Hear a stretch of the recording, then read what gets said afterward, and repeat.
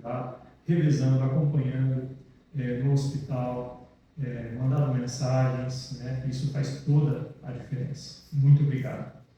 E eu gostaria de convidar a igreja para abrir a palavra do Senhor e compartilhar com quem está aí do seu lado, se que não tem a palavra de Deus aí em mãos, se for o caso, e nós vamos ler 1 Coríntios 16, versículos 15 até versículo 18. Nós temos também o texto projetado.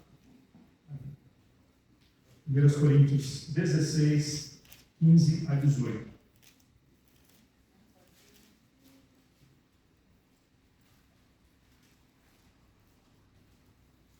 1 Coríntios 16, 15 a 18. O texto está também lá projetado.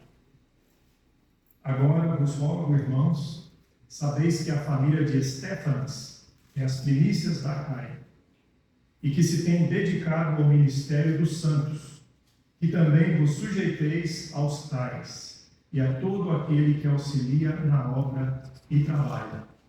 Rogo, porém, com a vinda de Estéfanas, de Fortunato e de Acaico, porque estes supriram o que da vossa parte me faltava, porque recriaram o meu espírito e o vosso, recolhei ou reconhecei, pois, os tais. Oremos. Obrigado, Senhor, pela tua santa palavra, porque o teu Espírito a inspirou, usou homens inspirados pelo Senhor para escrever toda ela, e esse trecho que lemos aqui, Pai, escrito pelo apóstolo Paulo, tem algo muito importante a nos ensinar. Pedimos que o Senhor também ilumine os nossos corações, para que venhamos receber em fé e obediência. O Senhor conhece as necessidades de cada um, Pai. O Senhor venha suprir, encorajar, curar, e mais ainda importante, curar a alma, trazendo salvação aos perdidos. E ajudar a tua igreja a crescer na semelhança de Jesus. Ajudar as famílias que estão machucadas, que precisam de direção, para ter em ti a direção necessária. Em nome de Jesus. Amém. Amém. A palavra de Deus, irmãos, de hoje à noite, é a última mensagem do mês da família, e é referente à família que nós vamos estar falando, né? E eu dei o título da mensagem, Estéfanas, Devoção Familiar da Igreja. Nós tivemos uma série de pregações baseadas em personagens da Bíblia, falando de qualidades que Deus usou para que fosse para nós exemplo. E hoje, no último domingo, eu gostaria de pegar essa família do Novo Testamento. Não é conhecida. Quem já ouviu falar de Estéfanas antes? Nenhum levantou a mão, né? Porque não são aqueles nomes recorrentes na palavra de Deus. Aqui nesse trecho aparece 2 vezes, nesses versículos somente, mas você não ouve mais falar desse personagem. Mas Deus, ele não escolhe trechos pequenos e fala que eles não têm valor. Às vezes, de trechos pequenos, tem lições preciosíssimas para ajudar a nossa vida. E esse é um dos modelos, um dos exemplos que eu gostaria de dar. Estéfanas, devoção familiar na igreja. E é para falar do perfil da família que edifica a igreja. O nome Estéfanas vem do grego e significa coroado. E esse homem era um cristão de destaque, mesmo que o nome dele aparece 2 vezes aqui nesse trecho, mas ele era um homem de destaque em Corinto, na Grécia. Ele e sua família foram alcançados e evangelizados e foram batizados pelo ministério do apóstolo Paulo. Se os irmãos abrirem 1 Coríntios 1,16, você vai ver uma observação interessante desse texto. 1 Coríntios 1,16. Paulo está dizendo isso. E batizei também a família de Estéfanas. Além destes, não sei se batizei algum outro. Paulo não batizou muita gente, ele evangelizou muitos, ele começou várias igrejas, mas ele não batizou muitas pessoas. Mas a família de Estéfanas era uma das poucas pessoas que Paulo, o apóstolo, batizou. O mundo, irmãos, é abençoado quando uma igreja é fiel. Por menor que seja a igreja, tendo ou não recursos materiais, o mundo inteiro, a sociedade, a vizinhança, a comunidade é abençoada quando essa igreja, pequena e simples que seja, é fiel a Deus, é fiel à palavra de Deus. Não há como você se esconder quando você é luz. E quando você é sal de verdade, você vai impactar a vida das pessoas. Eu lembro até hoje, quando eu cresci, né, nós mudamos de São Paulo quando eu tinha 12 anos de idade, na cidade de Osasco, mudamos para Pouso Alegre, tínhamos parentes aqui, sempre moramos no São Geraldo, conhecido como Aterrado, né, porque a enchente era recorrente todo ano, e ali eu cresci, fui para Natalino, depois Cordeiro Olímpio, e eu trabalhava na Guarda Mirim, e dois amigos da Guarda Mirim, Ulisses e Charles, filhos da dona Lourdes, a irmã Lourdes aqui, me convidaram para ir para a igreja batista. Eu falei, eu não vou na igreja batista, não vou mudar de religião, nasci assim, vou morrer assim, mas eles eram tão persistentes, tão evangelistas, né? Eles falavam, vamos lá. Aí eu falei, eu vou lá para eles pararem de me chamar, estão enchendo minha paciência. Vale a pena ser persistente, né? Aí eu fui, cheguei lá, ouvi o evangelho pela primeira vez, o Espírito Santo falou para mim, parecia que o líder dos jovens estava olhando para mim e sabia tudo de mim, mas era Deus que estava falando para mim. Eu entendi que eu era pecador, me arrependi dos meus pecados, recebi o sacrifício vicário de Jesus na cruz do Calvário para a minha vida, criei em Jesus como Salvador, mas não foi na primeira vez. Eu fui várias vezes na reunião de jovens, fui na escola bíblica, fui no culto, teve uma época que eu parei de ir, aí o grupo de jovens foi lá na minha casa, lembra disso, pai? Foi uma tropa de jovens, tudo na minha casa. Mal cabia gente lá dentro, mas foram tudo lá. Estamos sentindo falta aqui do Fábio. O que está acontecendo? Né? Deixa o seu filho ir, quase que falando que meus pais estavam proibindo. Né? Eu estava meio que desanimado, né? Mas eles foram lá e me encorajaram. Voltei para a igreja, e aí depois das pregações, toda vez que o pastor pregava o evangelho, ele falava, quem quer aceitar Jesus, levanta a sua mão para que eu possa orar com você. Eu queria mais alguma coisa me segurar.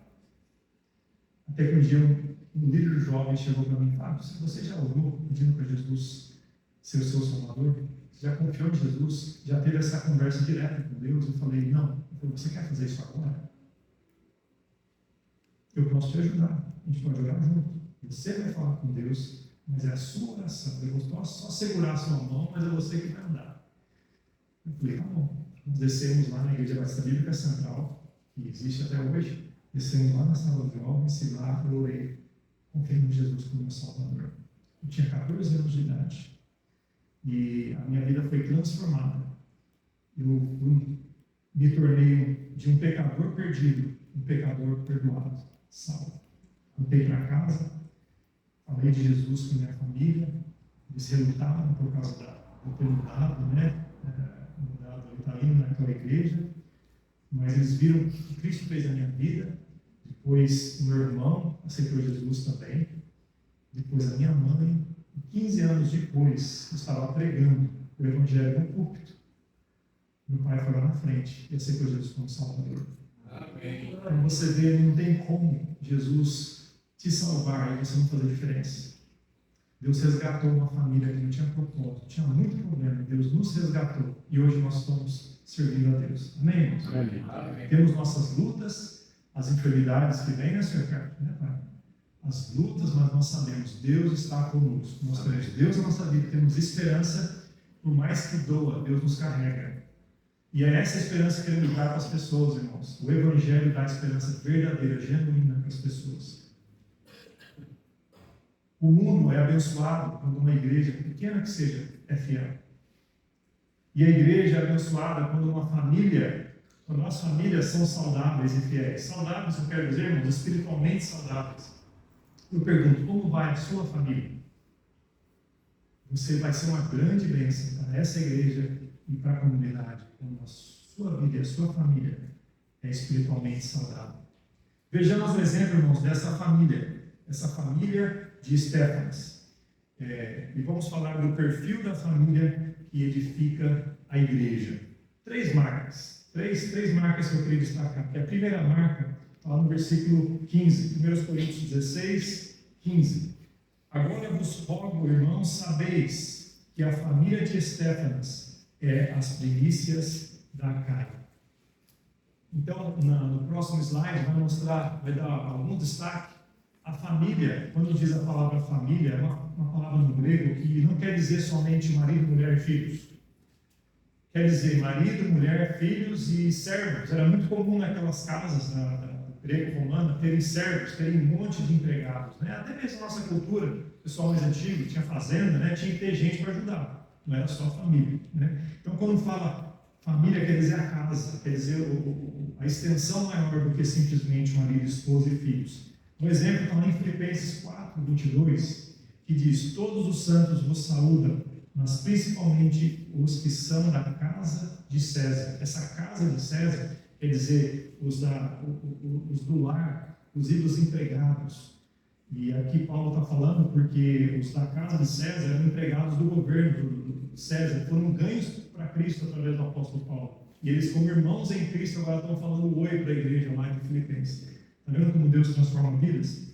Então aqui, irmãos, está falando nesse versículo, 1 Coríntios, a família de Estéfanas é as primícias de Acaia.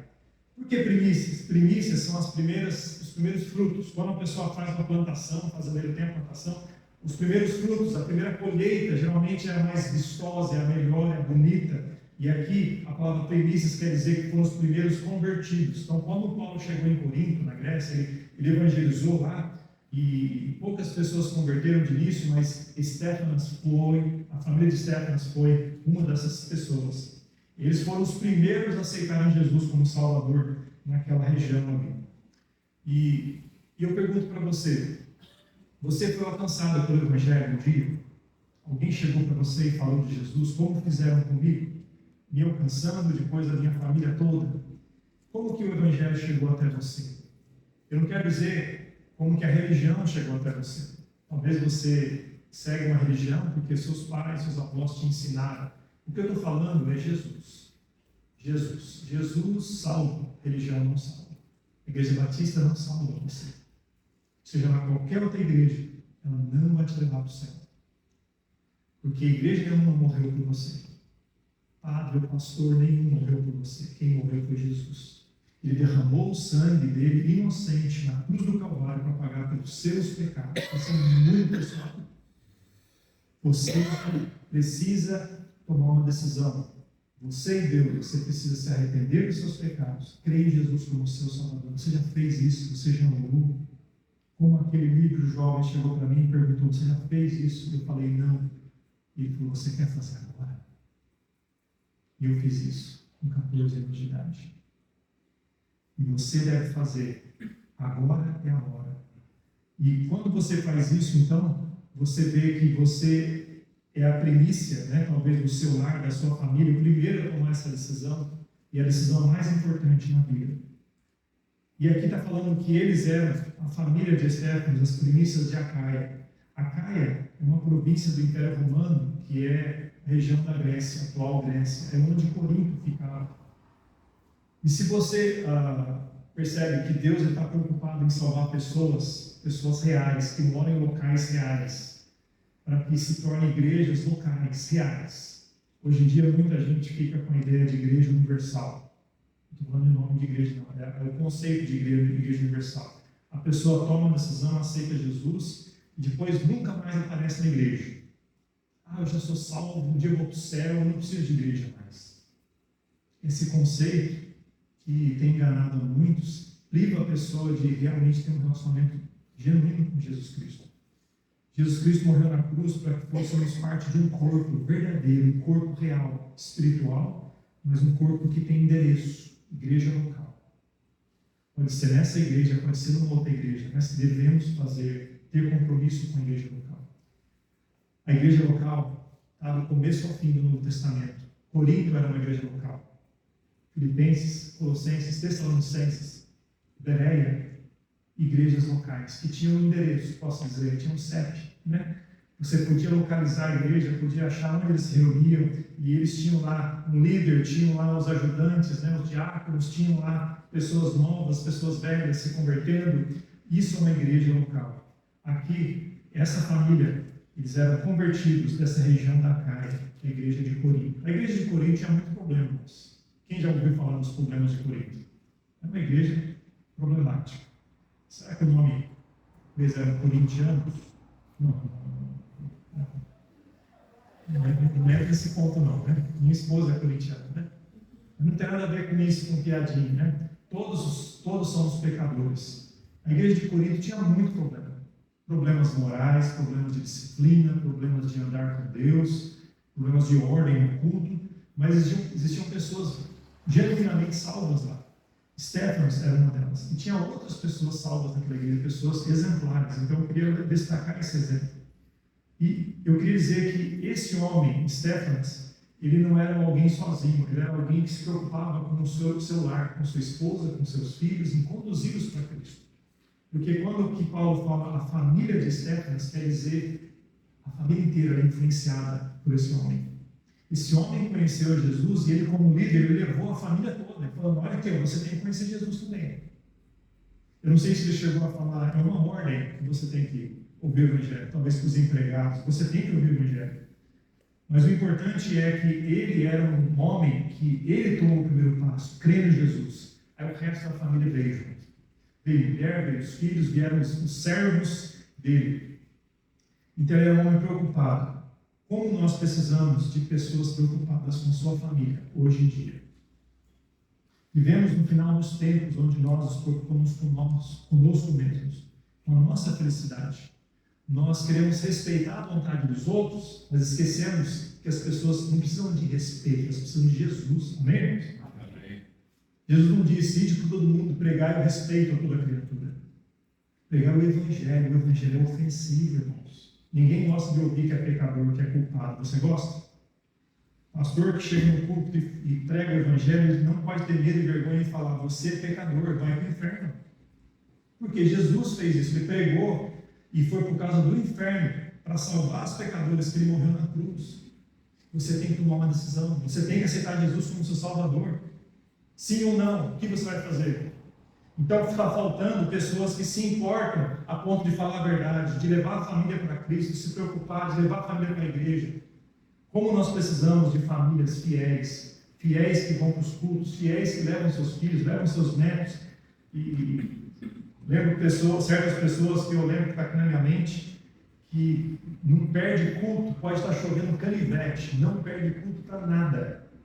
Às vezes o pastor não vai, mas a pessoa vai. Porque são fiéis, entenderam, levar a sério a igreja local. Porque nós fomos salvos para um compromisso, para uma família, um compromisso que não tem data de validade, que ela começa na salvação e vai por toda a eternidade. A igreja local, irmãos, é só um exemplo disso. Esse homem fazia parte da igreja, ele não era qualquer homem, qualquer família, era um homem fiel, era um homem que dava valor. Tem uma ilustração que eu mandei hoje no grupo da igreja, eu queria mostrar aí para os irmãos. São 5 gerações de pessoas, né? Tem um senhor mais velho e uma criancinha mais nova. Sem notarmos a frieza do desinteresse pela igreja local, ela vai bem sutilmente, bem devagar, de gota em gota, sem você perceber. Então a geração mais antiga, lembra os mais antigos? Igreja é essencial, não falta para nada, não perco nada da igreja. Abriu para voluntário para limpar a igreja, está lá. Está lá. O pastor cancelou o culto por qualquer motivo, mas por que cancelou?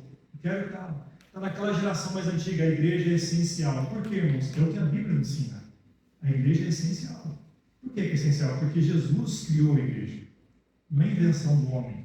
A denominação é, mas a igreja local não é. Aí a próxima geração, talvez o filho daquele homem diz: a igreja é opcional, mas se quiser, para quê, né? É opcional, cada um decide a sua, eu respeito a sua opinião. Aí a próxima geração, a igreja é irrelevante. A igreja não serve para mim, para que igreja? Talvez é para as mulheres, para os mais velhos, para quem está doente, para quem tem problema ali, precisa de algum aconselhamento, né? A igreja é irrelevante. Aí vem a próxima geração, a igreja é prejudicial. Porque a igreja fica falando que nós somos culpados, pecadores. Eu não quero ouvir isso, não. Eu quero ouvir coisas que me agradam. Aí a última geração, aquela criança que nem de Jesus ela sabe. Perdida, indo para o inferno. Por que mudou de uma geração que a igreja é essencial, não perca culto para nada, para uma que a criança vai para o inferno? Alguma coisa aconteceu no meio do caminho.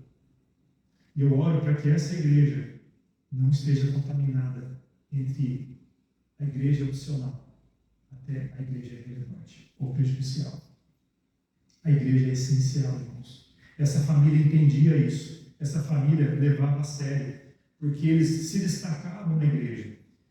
A começar em mim, com a minha família salva aos pés da cruz, a igreja local é essencial. Enquanto nós não lembrarmos, não retomarmos esse princípio, nós vamos sofrer. Os nossos filhos, os nossos netos vão sofrer as consequências, a custo do nosso conforto, a custo do nosso prazer. Porque ele está mais preocupado com a gente, com o que eu gosto ou não gosto, do que com o que Cristo gosta, que é a igreja local. Ele morreu para que fôssemos uma igreja. Ele é o cabeça, nós somos o corpo. Ele é o noivo, nós somos a noiva. Eu não sou a noiva sozinho, mas eu sou a noiva com você junto. Então, irmãos, talvez você olhe para o lado e fale, mas tem pecador na igreja. Sim, você é o primeiro. Eu sou, você é pecador. Jesus salvou pecadores para que vivêssemos como um corpo, uma família. Então, o primeiro, nós já falamos que o perfil da igreja que edifica a igreja é uma família que edifica a igreja, é uma família genuinamente salva. Mas quando eu digo salva, irmãos, é salva mesmo. Não é religiosa, não é uma pessoa que levanta a mão num culto e fala, eu sou crente. Alguém que carrega a Bíblia no braço e fala, eu sou crente. Alguém que visita ou sabe hinos ou versículos de cor e fala, eu sou crente. Alguém que se arrependeu dos pecados e fala, eu vou viver para Jesus, eu sigo Jesus. Estou seguindo a Jesus Cristo. Deste caminho eu não desisto. Faça chuva ou faça sol, eu estou lá. Irmãos, tem pessoas que estão às vezes num leito de hospital e só não estão aqui porque não podem, porque estão amarrados por fios, porque se pudesse estariam. E outros que podem, mas decidem não vir, porque é opcional. Como precisamos de famílias como a de Estéfanas, que eram pessoas marcantes. Ele e a casa dele, as primícias de Acaia. Precisamos de pessoas assim. Então, o primeiro exemplo, pessoas genuinamente salvas, pessoas que são redimidas pelo sangue do Cordeiro de verdade, que entenderam, olha, Jesus morreu por mim, eu era para estar morto, perdido, indo para o inferno, mas ele me resgatou. Então, não custa nada eu estar na igreja, a igreja do meu Salvador. Isso não é sacrifício estar na igreja, é um prazer. Eu fico horas na fila de um lugar, eu fico uma consulta, eu vou na aula, eu vou no trabalho, fico aguentando um monte de coisa, mas a igreja, 1h15 somente. Por que é opcional? Nunca foi, nunca deveria ser. A segunda marca de alguém que edifica a igreja é uma família dedicada ao serviço. A segunda marca de uma família que edifica a sociedade é uma família dedicada ao serviço. O versículo 16, versículo 15 diz: sabeis que a família de Estéfanas é as primícias de Acaia e que se tem dedicado ao ministério dos santos. Essa família não era somente constituída de pessoas salvas, eram pessoas dedicadas ao serviço. Lembra que eu estou falando que hoje em dia pessoas aceitam Jesus e falam, não quero mais compromisso. Elas querem um passaporte para o céu, mas não querem uma identidade com Cristo. Você pergunta a identidade, fala, não, deixei em casa. Não, você deixa passaporte em casa, não identidade. Se um policial te parar na estrada, você não tem que mostrar o passaporte, você tem que mostrar o RG, não é verdade? O que te identifica como um cristão é a sua identidade em Cristo. Mas tem pessoas que vivem só, falando, eu vou usar o passaporte o dia que eu for viajar para o céu. Até lá eu posso viver do jeito que eu quiser. Este homem, essa família de Estéfanas, era uma família dedicada ao ministério, sabiam o que é ser um cristão e servir a Deus, e servir a igreja local. A palavra dedicado vem do grego tasso, quer dizer, alistar-se, a ideia de um militar, que ele se alista e fala, eu vim aqui para fazer o que é preciso, para servir a minha pátria. E ele vai lá, e quando ele chega lá, ele vai ouvir ordens, não é verdade? E ele tem que aprender a falar o quê? Sim, senhor. Sim, senhor. E hoje em dia até sim, senhora, né? E ele vai cumprir o que for pedido. E não vai ficar perguntando. Ele falou, pula, tem que falar quão alto você quer. Ele vai perguntar assim, por que tem que pular? Ele vai fazer o que precisa. Dedicação. Pessoas que estão dispostas a andar 1, 2, 3 milhas. E essa ideia de designado, de voluntariedade, ele está fazendo isso porque ele quer. Mas quando ele faz, ele se compromete a fazer, ele se programa, Ele prioriza, pega a sua agenda e marca lá de letras garrafais e fala, isso aqui está na minha prioridade agora. Mateus 28:16 diz, e os 11 discípulos partiram para Galiléia, para o monte que Jesus lhes tinha designado. Essa palavra designado é a mesma que está falando aqui, de que Stefano era dedicado. Jesus Cristo designou o que eles tinham que fazer, não pediu a opinião deles. Olha aqui, ó, vocês gostariam de fazer isso? Então, vai lá. Quem prefere fazer aquilo? Ele designou, falou, vocês vão fazer isso. Stefano e sua família, eles designaram, eles tomaram a decisão e falaram, nós vamos servir a Deus. Com dedicação, nós vamos servir na obra do Senhor. E aqui diz que eles fizeram isso, se dedicaram ao ministério dos santos. O ministério, irmãos, é um serviço prático, braçal, humilde. Muitos gostam de pegar a parte da cereja no bolo. Mas o difícil é você pegar a farinha, misturar, esperar ela ponto, cozinhar, né? Até ter o bolo. O ministério envolve as duas coisas. Desde o preparo, do cansativo, do que não é talvez prazeroso, até aquilo que é bonito, visível, público. O ministério nos envolve tudo. Essa família, ela estava envolvida, custe o que custar, dedicando-se uns aos outros, fazendo o que era preciso para realmente abençoar, ajudar a vida das pessoas. Eu agradeço a Deus, irmãos, que a nossa igreja é uma igreja assim. Não são muitas pessoas que se voluntariam a ficar no hospital, passar a noite no hospital. Não é agradável. Mas sem forçar, sem só pôs lá no grupo, já foi vindo nomes de pessoas. Pastor, eu posso ficar tal dia. Eu falei, glória a Deus por isso. Glória a Deus, amém, irmãos? Essa voluntariedade, e quando fala, vou fazer e faz. Isso, irmãos, é um alívio muito grande, isso é uma bênção muito grande. Paulo, quando falou dessa família, sabia que essa família era alguém com quem ele podia contar, com quem a igreja podia contar. Uma família que você podia chamar e ficar de olhos fechados. Então, como Stefanas, não esperemos ser servidos, nós sirvamos. Hoje em dia, em muitas igrejas, tem pessoas que só vão porque vão receber alguma coisa. Você viu isso? O que eu vou ganhar? Logicamente, nós temos bancos confortáveis, mas lembra aquela época que as igrejas tinham bancos de madeira? Aqueles bancos nem eram muito planejados, parecia que você sentava, o banco estava te empurrando para frente, sabe? E você tinha que ficar lá 2h30. Banco duro lá e começava a se virar para lá, para cá. Olha, irmão, você não tem esse banco duro, você tem um banco confortável. Eu quase tenho que pegar aqui, acordar de vez em quando o meu irmão, porque está muito confortável. Né? E ainda mais quando a luz fica assim, né? Até podia deixar aceso aqui, não tem problema. Fala, pastor, você vai me fazer dormir. Né? Então a gente está acostumado com conforto hoje em dia, irmãos, mas a igreja, ela não é consumismo, não é para nossa glória, irmãos. A igreja é para a glória de Cristo. E nós, dentro da igreja, nós somos abençoados quando nós honramos a Cristo. E sabe por que eu te amo? Sabe por que eu ensino? Porque eu prego? Porque Jesus Cristo fez isso por mim. Ele morreu por mim. Ele já pagou o preço por mim.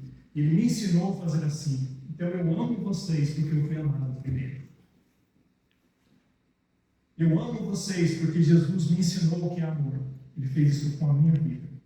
Então você ama o seu irmão, você ama estar aqui na igreja porque você já foi abençoado. Você já foi servido, mas você não está aqui com esse objetivo de ser servido. Você está aqui para olhar para o lado e falar, o que eu posso fazer para abençoar aquela pessoa, aquele irmão que precisa de mim, aquela irmã que está precisando de uma orientação, aquele outro que está precisando de um puxão de orelha em amor, aquele outro que precisa de um encorajamento. O que eu posso fazer? Eu estou aqui para servir. Estou aqui para servir. A igreja não é uma loja em que você fica escolhendo o que você mais gosta. Aí você não gostou, você fala, não vem mais. Não gostei daquela música, não é meu estilo, tal. Nós não estamos aqui para agradar as pessoas, estamos para agradar a Cristo, para honrar a Cristo.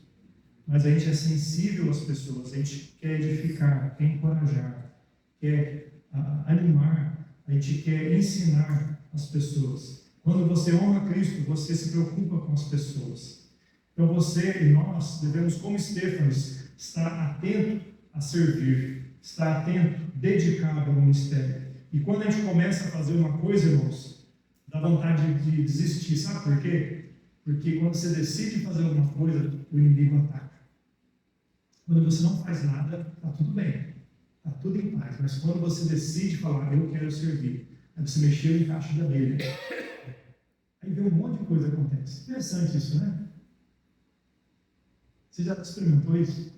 Você decide se comprometer, aí no dia seguinte, ou naqueles dias próximos, parece que alguma coisa acontece, algum conflito, algum desentendimento, no trabalho, em casa, ou até na igreja. Aí você fala, puxa vida, por que eu fui fazer isso? Por que eu fui decidir? Mas você tem que entender, irmãos, que servir a Cristo, você não está aqui para ser abençoado, para receber só as bênçãos. Quando você serve a Jesus, você tem que estar disposto a carregar a cruz que Jesus Cristo carregou. Isso inclui os problemas, inclui as perseguições. Então, essa família é uma família dedicada ao serviço. Eles não serviam de vez em quando, eles serviam quando precisavam.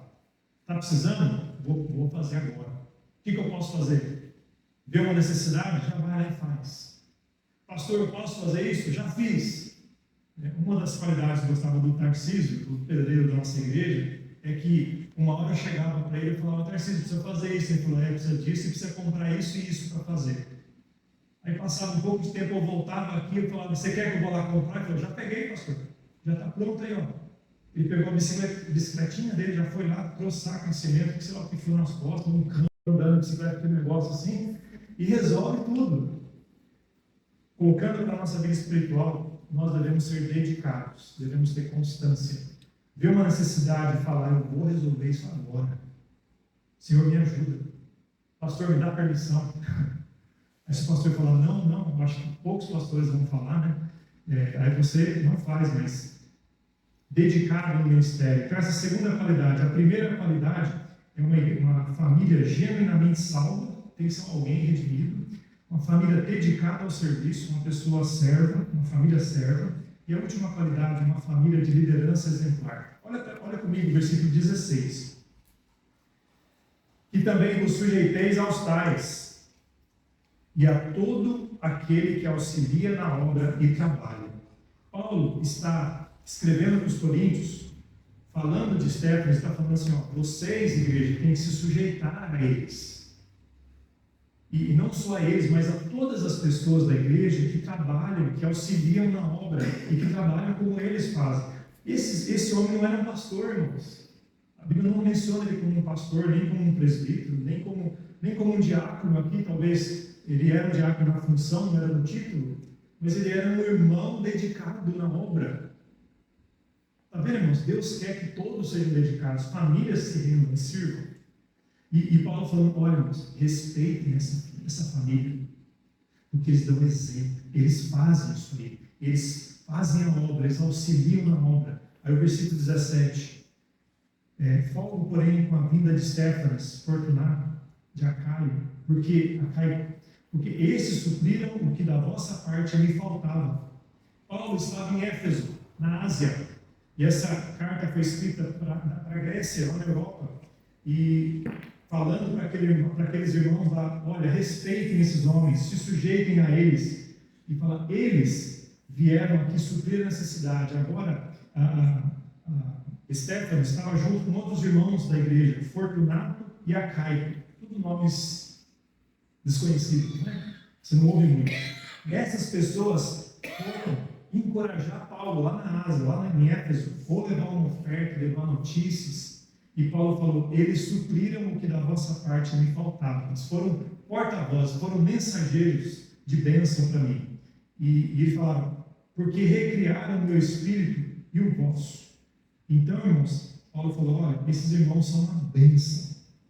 E eles influenciam as outras pessoas, porque Estéfanos influenciou também Fortunato e Acaio, e eles vieram aqui trazer para mim o que eu precisava. Aqui quando fala vos sujeiteis, quer dizer respeitai a eles, seguindo a eles. Uma das melhores formas de você sujeitar e de mostrar respeito é você acatar. Não porque às vezes você concorda com tudo 100%, mas é uma forma de você, sim. Às vezes você tem uma outra opinião, mas você fala, isso não vale a pena brigar por isso.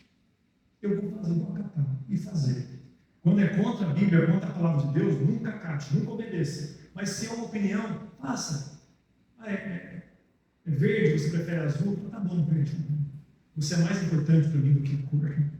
Ah, é para lá, não é para cá? Tudo bem, o que é isso? A gente aprende, irmãos, quando a gente amadurece na vida, a gente aprende a abrir mão de coisas, você vê que não vale a pena. No casamento não é assim, irmãos?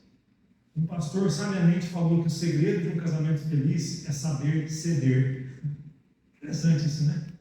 Saber ceder. Se você for querer brigar porque você gosta disso e a mulher gosta daquilo, e os dois são carrancudo e tem que ser a sua vontade ou a vontade dela, isso nunca vai dar certo. Agora, quando você fala, não vale a pena. Sim, sim. Sim, senhora. Os homens gostam de falar isso, né? Sim, senhora. Ou sim, senhor. A mulher tem sempre a palavra, sim, senhor, né? O que nós podemos fazer para evitar conflitos?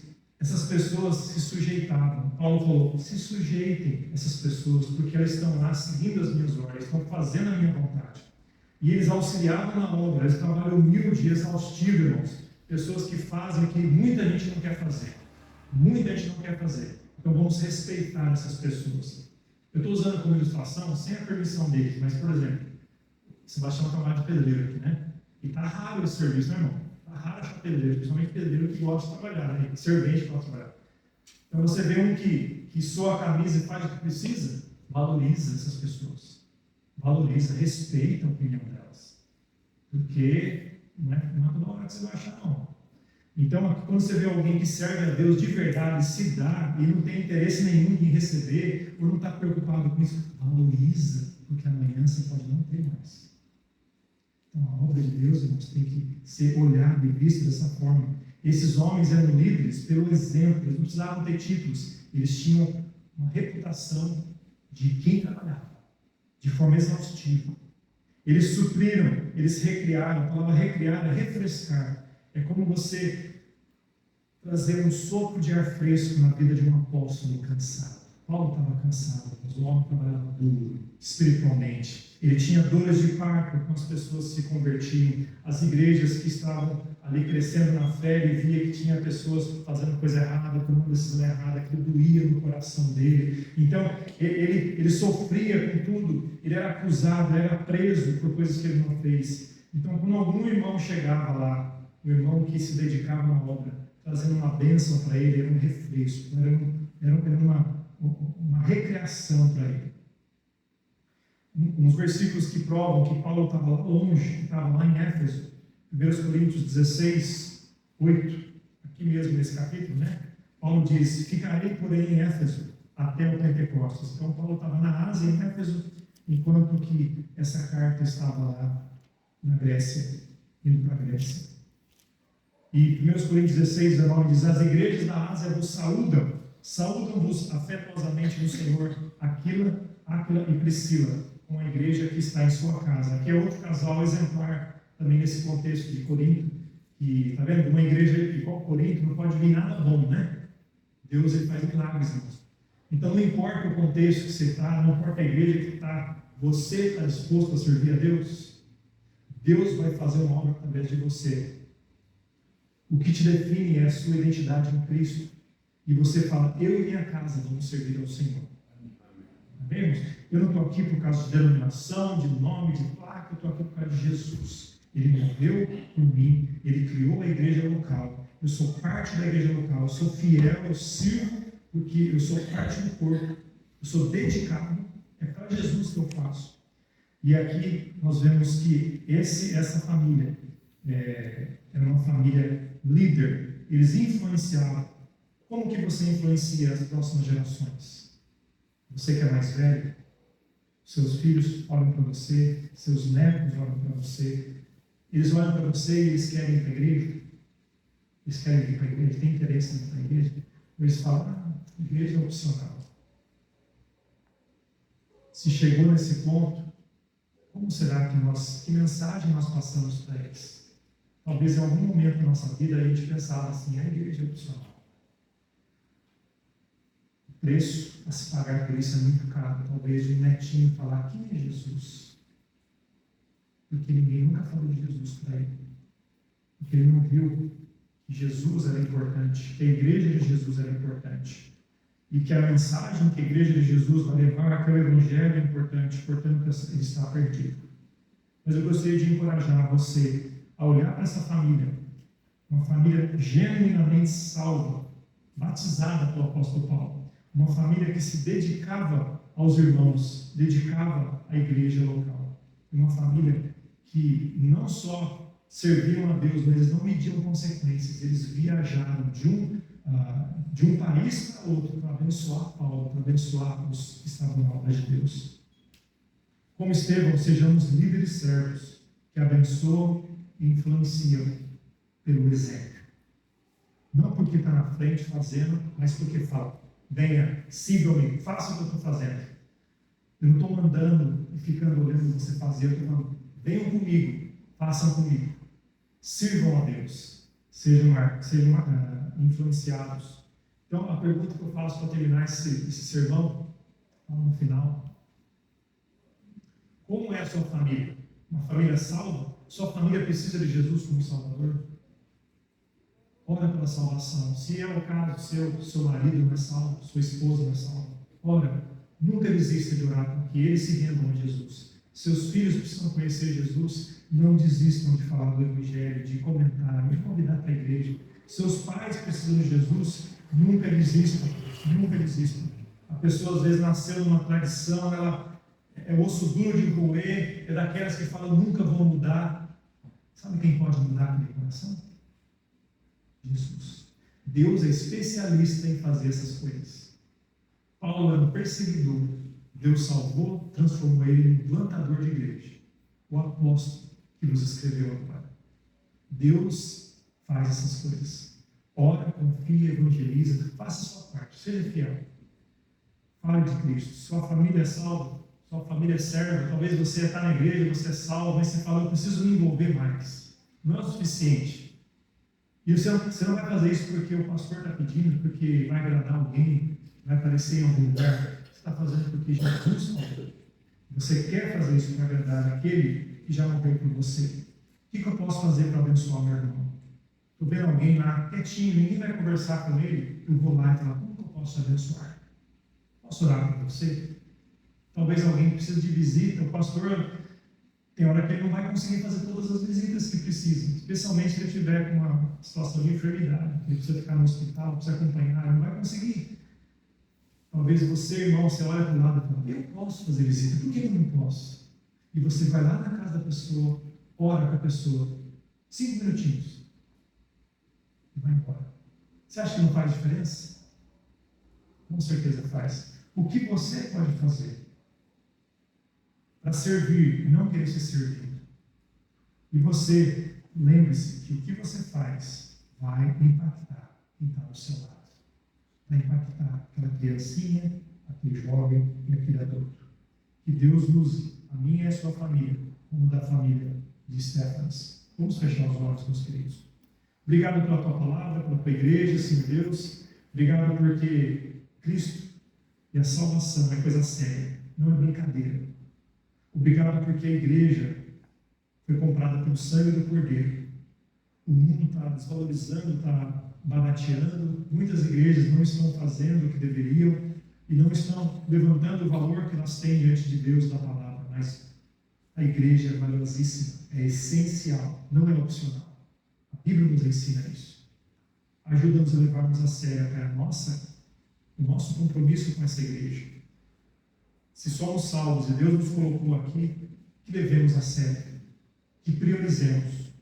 Talvez mais importante do que uma consulta médica, do que o nosso emprego, do que o Senhor nos deu emprego. Mais importante é a tua igreja, porque Jesus morreu pela igreja. Não morreu pelo nosso emprego, não morreu pela nossa escola. Todas essas coisas são importantes, mas a igreja é essencial. Senhor, que entendamos isso, que o teu Espírito nos inculque isso. Aqueles irmãos aqui, nossa igreja, que são muito fiéis, que permaneçam e que sejam influenciadores de todos. Talvez alguém está desanimado, precisando de encorajamento, precisando de exortação, que em amor, abramos com a palavra e possamos ser esse encorajamento. Ajude os que estão aqui, Senhor. E se tem alguém que não aceitou Jesus como Salvador, que faça isso hoje, sem demora. Em nome de Jesus. Amém. Eu vou pedir que, ainda com os olhos fechados, cabeça baixa. Você está aqui hoje à noite, eu vou fazer a pergunta que o líder dos jovens fez. Você já aceitou Jesus? Se arrependendo dos seus pecados e falando, Senhor, me perdoa. Jesus morreu na cruz por mim, eu aceito Ele como meu Salvador. Se você nunca fez isso e quer fazer isso agora, olha para mim, só olha para mim. Se você nunca aceitou Jesus, você quer fazer isso? Isso não é mudar de religião, isso é entre você e Deus. Você vai se tornar salvo, filho de Deus.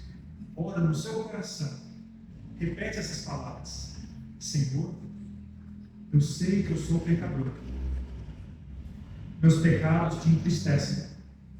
E pelos meus pecados, Jesus morreu na cruz. Me perdoe por eles. Eu sei que Jesus morreu por mim na cruz, pelos meus pecados. Eu aceito e confio nele como meu único e suficiente Salvador. Me salva. Te peço então, me perdoe e me salva. Me ajude a ser um filho obediente. Em nome de Jesus. Amém. Se você fez essa oração no seu coração, a Bíblia fala que se você confessar a Deus, você é salvo. Se você se arrepender e crer, Jesus Cristo te salvou, te colocou na família de Deus. Você pode agora crescer na fé. E eu quero te ensinar, como alguém que Deus chamou para o ministério, te orientar na Bíblia, como fazer assim. Então vem para a igreja, converse comigo, eu vou procurar orar com você e te ajudar. E essa igreja também vai fazer. Amém, meus irmãos? E qualquer coisa que você precisar de oração, nos busque.